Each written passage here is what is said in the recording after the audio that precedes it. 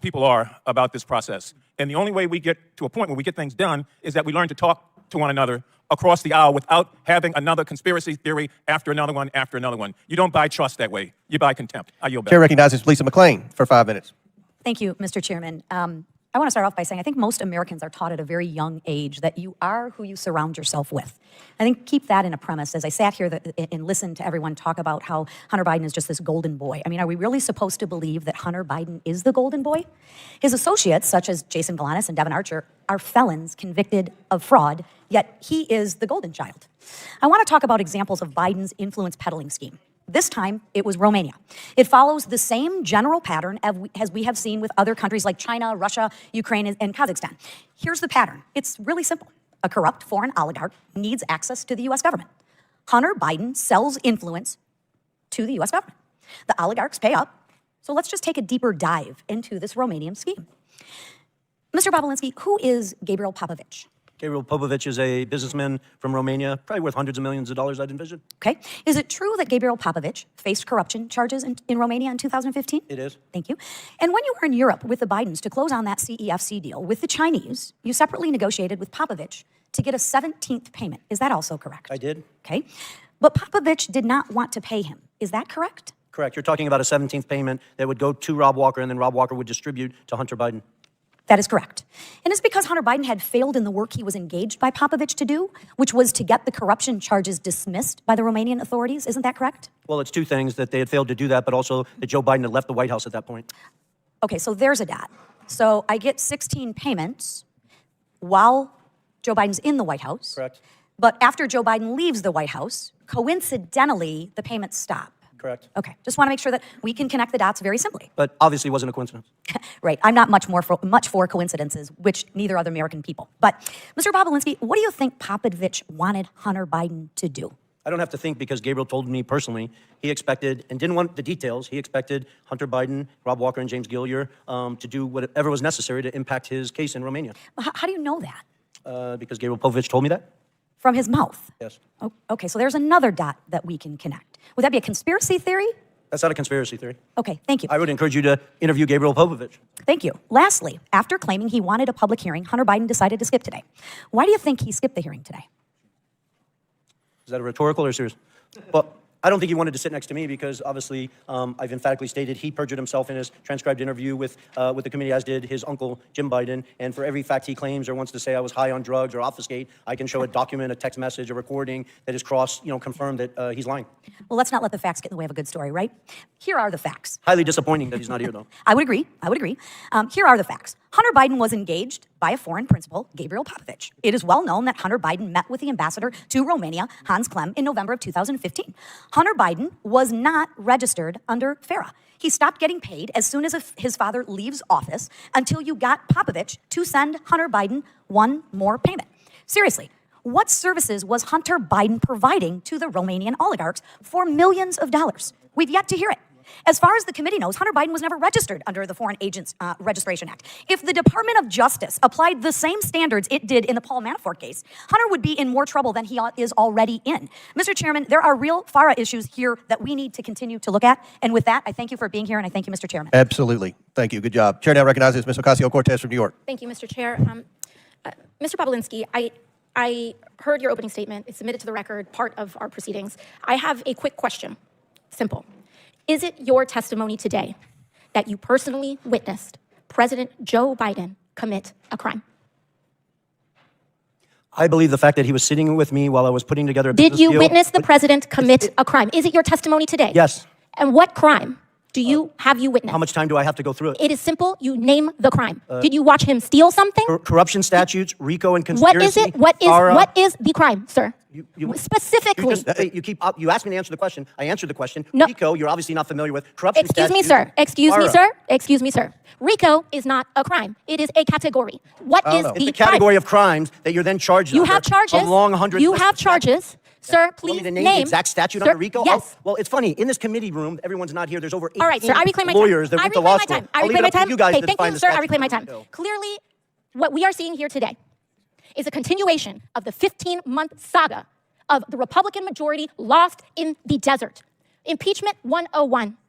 the majority party or whomever is raising impeachment must accuse the president of a high crime, a specific high crime or misdemeanor. I would like to submit to the record HRes 918, the House resolution to open this impeachment inquiry. Without objection to order. This resolution does not outline a high crime or misdemeanor. It's not here. Now, when we compare the chairman's opening from his previous opening, he's talking about Ukraine and Burisma and all of this. This entire inquiry is based on a blockbuster piece of information that was in a classified SCIF room.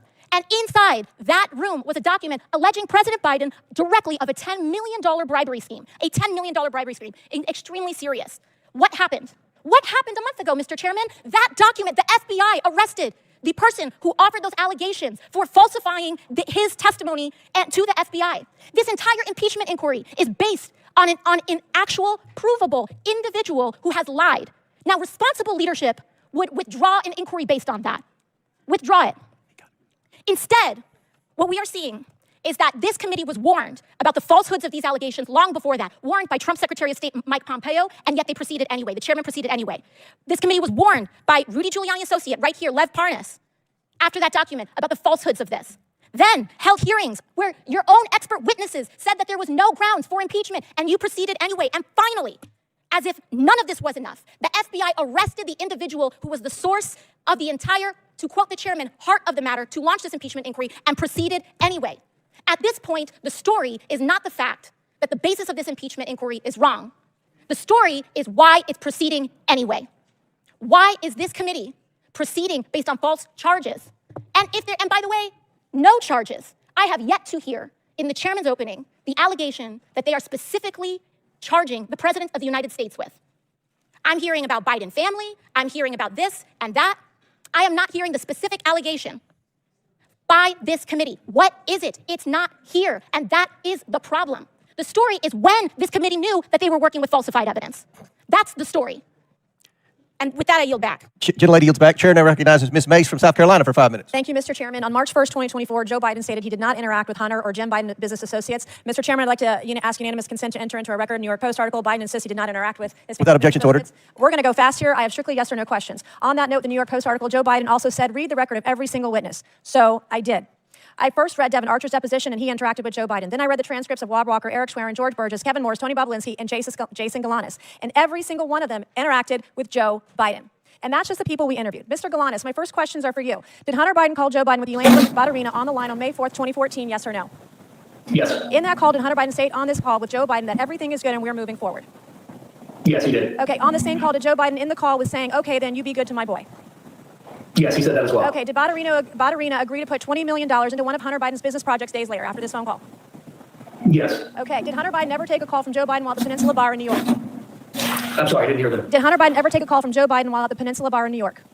Yes, he did. During this call, did Hunter Biden update Joe Biden on progress in landing a business partnership with Harvest Fund Management? Yes. Okay, was Harvest a $300 billion Chinese financial services company closely tied to the Chinese Communist Party? Yes, it was. Okay, is Hunter Biden involved with Harvest? Hunter Biden is involved in Harvest in two ways, through BHR, which is the fund Yes or that, no? Is Hunter Harvest Biden involved with Harvest? Yes or no? Yes. Okay, as part of the deal, Extensive emails to that effect as also. part of the deal, did Hunter Biden want the company to reserve a board seat for Joe Biden? Yes. Okay, did Henry Zhao, a Chinese businessman, want assurances Joe Biden would join the board? Yes or no? Yes, he did. Okay, did He Hunter expressed Biden- that in emails as well. Okay, thank you. And Did conversations. Hunter Biden draft an email stating, please also remind Henry Zhao of our conversation about a board seat for a certain relation of mine. Devin and I golfed with that relation earlier this week, and we discussed this very idea again. And as always, he remains very, very keen on the opportunity. Here is a photo of Joe Biden and Devin Archer and Hunter Biden golfing days before the alleged email draft. Do you believe a certain relation of mine refers to Joe Biden? I don't believe there's any question. It was based on first-hand conversations with Devin Archer, who was Okay. in that picture and at that golf meeting. Did you ever meet with Devin Archer where Hunter took calls from his father? Yes. Okay, during one of these phone calls, did Hunter Biden tell Joe Biden that he and Henry Zhao needed help getting across the finish line? Yes, that's correct. Okay, Mr. Bobulinski, do you recall receiving an email that floated the possibility of giving 10% ownership of Sinohawk to Joe Biden through Hunter Biden? Yes. Okay, my last questions are for both of you very quickly. Mr. Bobulinski and Mr. Galanis, you both stated you were told not to use Joe Biden's name in communications, correct, Mr. Bobulinski? Correct. Mr. Galanis? Yes. Okay. Did Joe Biden participate in phone conversations and meetings with Hunter Biden, his business associates, and foreign interests, yes or no? Mr. Bobulinski? He clearly did. Okay, Mr. Galanis, yes or no? Yes. Okay. In Hunter Biden's deposition, he said he did not involve his father in his business. Did Hunter Biden lie under oath, yes or no? Mr. Bobulinski? Yes. Mr. Galanis? That's what he said, yes, that would be Okay. true. Is Joe Biden lying when he says he did not interact with Hunter Biden, Jim Biden, their business partners or forward interests? Yes or no? Yes. Mr. Galanis? Yes. All right. In a debate on October 22nd, 2020, Joe Biden denied Hunter Biden made money from China, and Hunter Biden and his business associates and foreign interests include money from Chinese businesses, business partners, and/or interests. Yes or no? Mr. Bobulinski? I'm sorry, did the Did Hunter Biden family receive make money? from Chinese Correct, business yes. interests? Mr. Galanis? Did Hunter Biden Money receive from- money from Chinese business interests? Yes or no? Yes, he was, Okay, thank yes, you. he had economic interest, and yes. All right. Joe Yes, Biden he has was. repeatedly claimed that he was not involved in Hunter Biden, Jim Biden, or any other Biden family business deals. Today, our witnesses have proved otherwise. Today, we've established Joe Biden lied about interacting with Hunter Biden's business associates. It is my belief Joe Biden is the closer for Hunter Biden, Jim Biden, and their business associates and foreign interests. Good luck to the left proving otherwise. Thank you, and I yield back. Gentlelady yields back. Chair now recognizes Ms. Porter from California. The title of this hearing is Influence Peddling, examining Joe Biden's abuse of public office. Look, the impeachment inquiry is dead. If it was on life support, my colleague Ocasio-Cortez just killed it. There is no allegation of a specific crime. President Biden didn't do anything wrong. There's zero evidence of that. And still, both Democrats and Republicans and the media treat these hearings like the Super Bowl. But no one ever wins, and Americans always lose. So I've got a fresh direction for this hearing. All we have to do is cross off the part after the colon. There, just influence peddling. We should have a policy discussion about how to stop government officials from using their positions to get money or favors. Now, that is a real hearing, one that nearly every American, regardless of party, wants us to hold. We could start by talking about how senior executive branch officials can leave public service, wait just 1 year, and then legally become lobbyists for big corporations, scoring their new employers profitable government contracts and favorable regulations. They can even be paid by the big corporations during that short 1 year, while they are waiting to become lobbyists as a down payment for their future ability to peddle influence. That's wrong. For the panel of witnesses, by show of hands, as Americans, would our witnesses support extending this 1 year waiting period to at least 2 years? No, I would. Okay, so there we go. Republicans, Democrats, even convicted criminals, everybody supports that we should do more to stop influence peddling. This is the kind of good government reform that Americans of all political stripes support. And I should know, in 2022, I passed that exact reform as an amendment to the National Defense Authorization Act with a bipartisan majority vote. What happened to that amendment? Why didn't it become law? The answer is simple. Nearly 500 former members of Congress work for lobbying firms. And too many people around here want to follow in their footsteps, and so don't want to make it harder for government officials to become lobbyists. Ultimately, Democratic leadership under then Speaker Nancy Pelosi let the amendment get stripped out of the final bill. When I offered up the amendment again during this Congress, Republican leadership under then Speaker Kevin McCarthy never even put the amendment up for a vote. Both parties have let us down on fighting influence peddling and tackling corruption. But I'm hopeful we can begin a new approach in this very committee.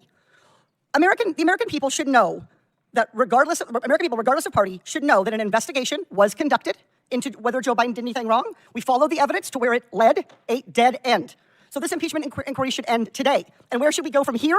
We should stop partisan attacks on each other and address the real problem. That the American people believe that the rules that prevent corruption are way too weak. To stop politicians on both sides of the aisle from influence peddling. This committee should be working together in a bipartisan way to change the culture of Congress, to crack down on influence peddling and corruption, and just as importantly, to stop the perception of it. Let me give you some facts. I don't even need a whiteboard for this one. 495 former members of Congress work for lobbying firms. 467 members of Congress take corporate PAC money. 78 members of Congress violated the Stock Act last Congress. Clearly, we have our work cut out for us. So let's start the conversation today on what a bipartisan ethics reform package could look like. Here are the organizations that could have come today as witnesses so we could have had a productive conversation. Oversight staff, do you have your notebooks ready? Citizens for Responsibility and Ethics in Washington, Common Cause, Project on Government Oversight, Public Citizen. With the right witnesses and the commitment to doing what the American people want, this committee can have a real conversation about the problem of influence peddling, and we can pass legislation to create badly needed ethics guardrails. That would be real work, not a real circus. I yield back. Before I recognize Mr. Timmons, Ms. Porter, I think you are sincere, and I look forward to working with you on that legislation. Chairman, can we take a 5-minute break? I need to go to the bathroom. Let us get one more, and then we'll do that. Chair recognizes Mr. Timmons for 5 minutes, then we'll take a break because we have votes coming up anyway. Thank you, Mr. Chairman. At our hearing last July, I laid out the scheme that the Bidens concocted to sell the Biden brand, netting almost $30 million for various members of the Biden family. This scheme was repeated with various clients in Kazakhstan, China, Romania, Russia, and Ukraine. I'm going to spend my time on just one instance, Ukraine, specifically involving Burisma, which netted Hunter over $3 million during a 3-year period. And to clarify the criminal offenses being alleged, for Hunter Biden, it is conspiracy to commit bribery, 18 U.S.C. Section 201 B, 2A, and C. And for Joe Biden, it's conspiracy to commit extortion under color of official right, 18 U.S.C. Section 1951 B, 2. And if you want a refresher on those, just look up Senator Menendez and his wife's indictment. So let's start with this. Foreign client has a problem. I've got an email here from Vadim Pozharsky, the Secretary of Burisma, and he is advocating that Hunter Biden intervene with high-level U.S. officials to facilitate meetings and communications expressing their positive opinion of Zlochevsky, the president of Burisma, to the Ukrainian president, chief of staff, prosecutor general, with the ultimate purpose to close down any cases against Zlochevsky in Ukraine. This is dated November 2nd. Now, keep in mind, and again, foreign client has a problem. Zlochevsky is being investigated by Viktor Shokin, the Inspector General of Ukraine, and he needs help, the Biden brand. So here we got bank records galore of Hunter Biden receiving, prior to this email, over $1 million. After this email, $2 million. You'll find out in a second he really earned his fee. So again, client pays a Biden $3 million. Next, what happens? This is great. 11 days later, we have the U.S. Embassy in Ukraine announcing that Vice President Biden is traveling to Ukraine on December 7th. Oh, interesting. Vice President Biden travels to the country. Here we got a great photo of him touching down. They're very proud of themselves. So Vice President Biden leverages U.S. policy to achieve a favorable outcome for the client. We've all seen the video. He brags about leveraging U.S. foreign loan guarantees to get the Ukrainian government to fire Viktor Shokin to end the investigation. Again, we've got the email from Pozharsky saying that we need to leverage you, who have not provided value yet for your $1 million in service, Hunter. He brings in the big guy. Biden leverages U.S. influence, withholds $1 billion in loan guarantee to fire